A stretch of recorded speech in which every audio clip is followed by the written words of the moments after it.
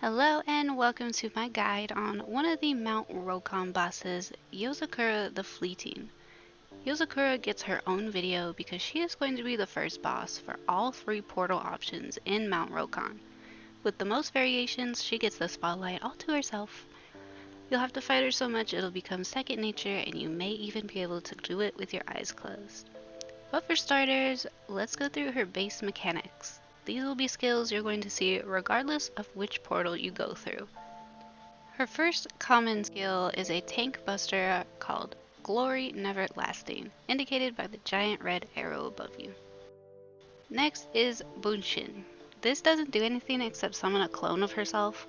Yozakura will then cast Shadow Flight, making the clone disappear and reappear behind you, casting a line attack. Sometimes she will cast Bunshin and do other mechanics before her clone comes back for Shadow Flight, so make sure you don't forget about it and avoid the line attack in time, unlike me.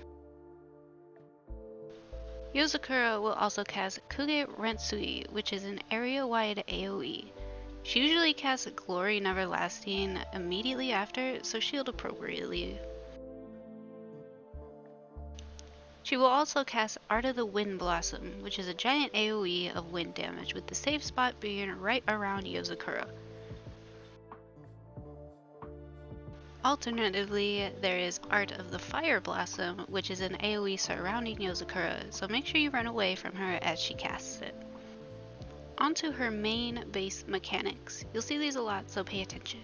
The first skill that starts this off will be Oko Ranman. This will create petal piles around Yozakura.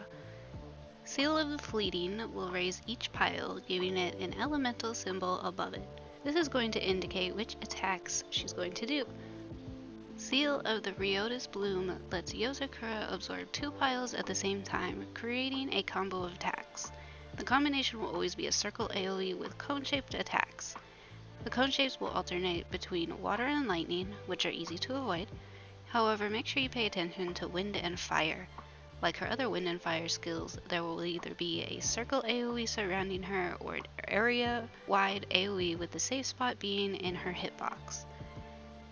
When there are 4 petal balls, Yozakura will perform the 2 different variations in succession, Seal of the Riotis Bloom giving you a bit of catch-up time, so stay on your toes and dodge accordingly.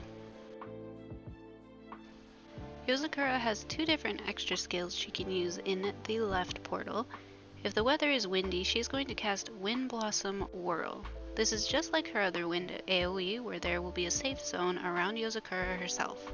However, this time you'll have to dodge multiple small AoEs of lightning inside the safe space as well. She will cast this combo a few times, and on the 4th cast, she will also cast Drifting Petals, which is a knockback AoE. Knockback immunity does not work with this, so you'll have to take it like a champ.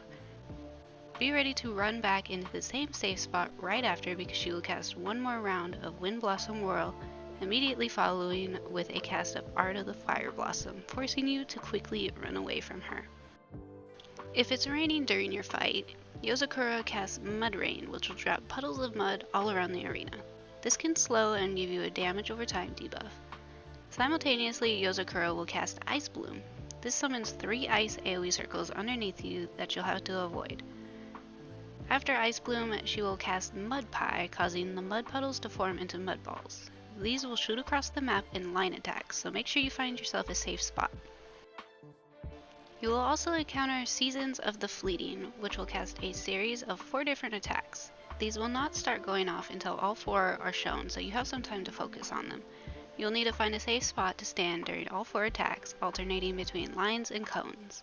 I usually get hit at least once, but that's okay.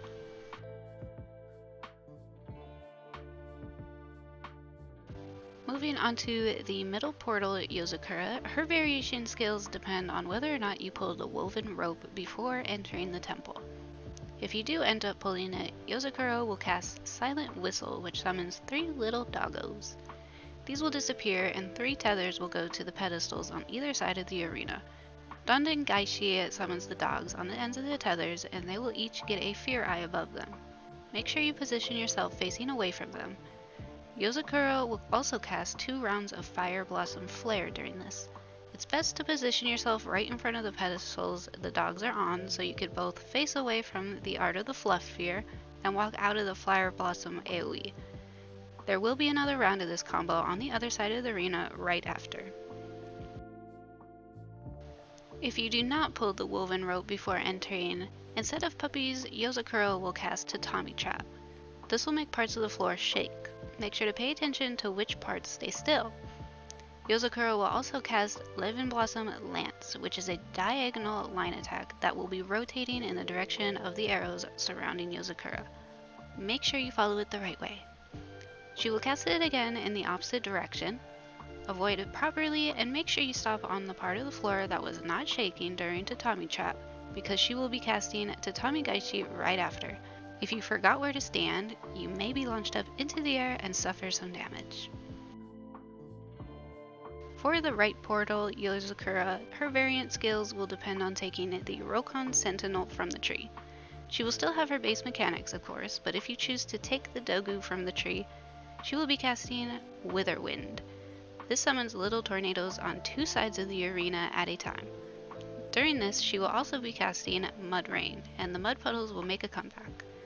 Make sure to find yourself a safe spot to avoid the tornadoes, while also staying out of the mud puddles. Once they are almost off the map, Yozakura will cast Drifting Petals, the knockback. Position yourself to avoid the puddles and tornadoes accordingly once you get pushed. If you choose to leave the Rokkon Sentinel, she will cast Mabuki. This will create the vine-like circles around the arena. She will also cast Root Arrangement, which you will see an arrow pointing at you. A large AoE will appear wherever you're at when she's finished casting it, summoning up a large rock. This will hit 3 more times in your direction, so make sure you run away from the initial AoE and not just move outside of it. She will do this twice. And that finishes up all of Yozakura's skills in Mount Rokkon. Make sure you're paying attention to which variant you get for each portal so you can be prepared for those special skills. Check out my other video on the second bosses for each portal. And if you need help figuring out all the possible routes for Mount Rokkon, make sure to watch my guide on that so you can get your very own Chichen mount. Thank you so much for watching, and I will see you in the next video for some more fun.